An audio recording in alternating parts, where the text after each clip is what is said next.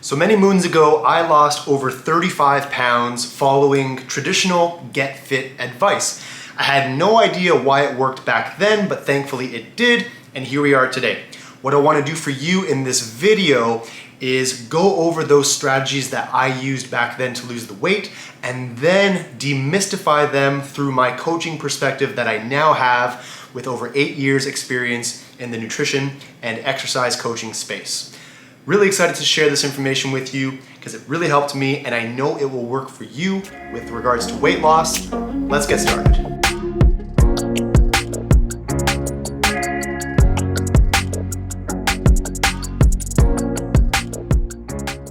So I basically did 4 things with consistency back in the day over time to help me lose that 35 pounds in roughly a 7 or 8 month span. Let's go over them very quickly one by one now, and then let's circle back with the scientific coach's perspective so that you understand how things work. Number 1, I ate less food. So I actually shrunk the portion on my plate.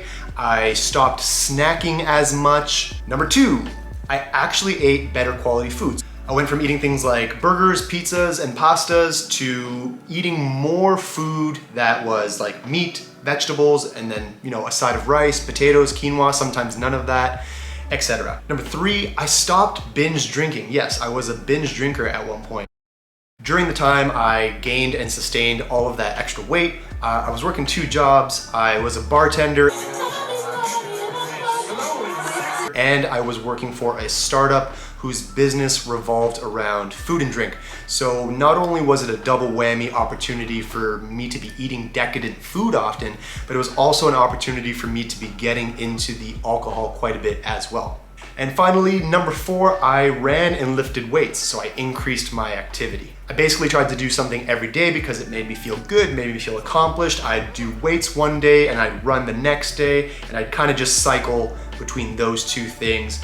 So those are essentially the things that I started doing back in the day to go from over 205 pounds down to a lean, mean 170. And honestly, back then, I had no idea why what I was doing strategically was working for me. I do now. It's because back then I just had no idea what the cardinal rule for weight loss was. I'm gonna share that with you. It is that you need to create and sustain what's called a caloric deficit. So what is a caloric deficit? Let me explain that to you. Essentially, throughout the day, you're taking in food and drink in the form of calories. At the same time, just by living and breathing, and then of course through activity, you're actually burning those calories off. A caloric deficit is when you take less calories in than you burn. If you switch that formula around, you get what's called a caloric surplus. If you stay in a caloric surplus over time, you're going to gain weight. Lastly, good to know as well, if you roughly take in what you burn over time, you're going to be in what's called a caloric maintenance, and you're likely to stay at the same weight. Although it can be helpful to track which one of these you're in on a day-to-day basis, it's really the week-to-week and the month-to-month deficit, surplus, or maintenance that will dictate overall weight trend over time. Here's the thing. Whether or not you count calories, calories will always count. So if you really want to dial things in, or if you've tried this before, but without any success, without tracking, you may want to start tracking, even if it's only for a few days, so that you can really bring your awareness up and hone in on your strategy towards creating that caloric deficit so that you can lose weight. I'd recommend downloading a free tracking app. MyFitnessPal tends to be the most popular one, and just go with that. Now, if you're thinking, Tony, I'm not counting calories. Are you kidding me? Superset, 2%. And I would say, listen, not a problem. Let's just go ahead with the video, and I'm going to explain to you now how you can use a couple different toggles to help ensure that you are in that caloric deficit. You have the consume less toggle and you have the burn more toggle. Let's see where I used which toggle in each of my 4 strategies back in the day. So number 1, I ate less food. This one obviously falls into the consume less category, right? So calories are in food, it's unavoidable. So if you're eating less food overall, chances are you're probably tapering down on your daily caloric intake. Strategy number 2, I increased food quality. Now, this doesn't directly mean that you're going to be consuming less calories, but it tends to be that way simply because eating more whole and unprocessed foods tends to be more satiating, and it doesn't come with such an expensive caloric price tag. What I mean by that is eating a whole thing of pizza is a lot more calorically dense than eating chicken and broccoli. You may be in a position where you've already done the controlling food quantity thing. Now, a good logical next step for you would actually be to start improving your food quality, making sure that you're getting good proteins and lean meats into your diet, lots of vegetables and fruits, select grains that you agree with. Those types of things should help make you feel more energetic, more full, and bring the overall amount of calories that you're consuming down.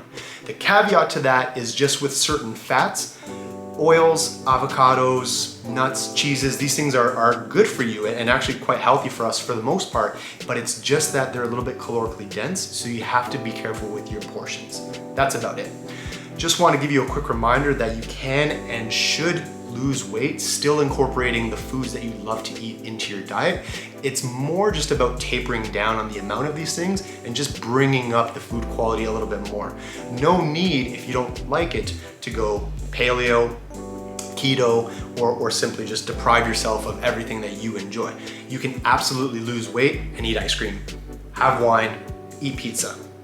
So strategy number 3, I cut out the booze, right? And that worked because I was cutting down on the calories, of course, but also think about this. When I binge drank, I got drunk a lot. It doesn't even matter. When you get drunk, or at least when I get drunk, the inhibitions come down and you're much more likely to crave and say yes to decadent food sources.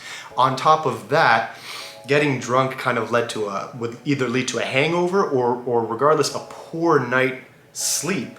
So the next day I was waking up feeling either hungover or having little energy. And at that point, when you feel that way, you are more likely to reach for those comfort foods again the next day.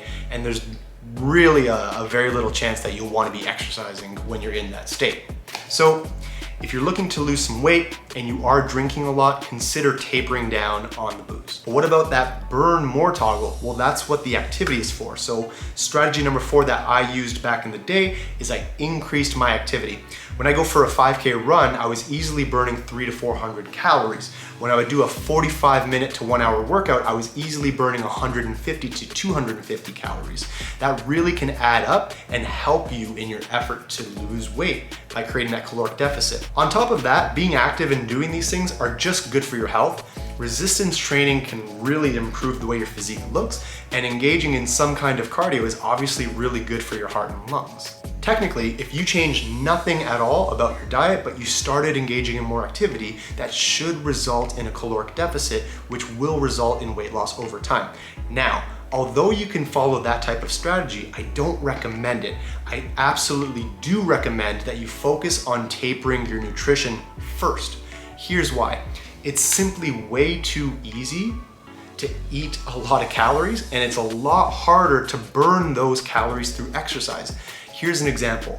A cinnamon bun from Cinnabon, which I love by the way, is about 400 to 450 calories.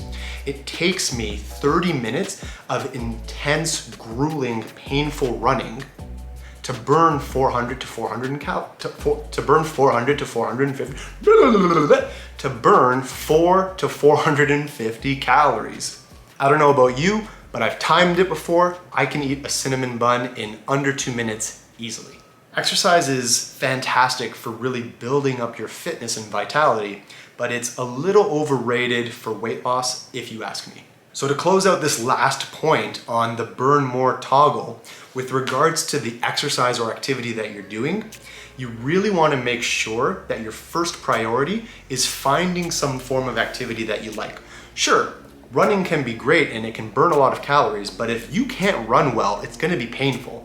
And if you don't like it, you're not likely to do it often. Going to the gym or doing a weight-based workout is fantastic and it can really help build your physique up nicely. But if you dread doing it, then I wouldn't do it. You don't have to do these things for weight loss. It's just good to engage in any activity that you enjoy doing. The key here with activity is just finding something that you like to do, something that's appropriate, sustainable, and relatively enjoyable for you. So that's it. That's basically what I did back in the day to go from 205 pounds to 170 pounds. I hope you understand now why those strategies worked for me and why they tend to work for a lot of people, but at the same time, why they might not work for you. It's all about creating the caloric deficit when it comes to losing weight. You have those two toggles to use at your disposal. I recommend using both of them. So good luck to you. We'll see you in the next video. Thanks for watching.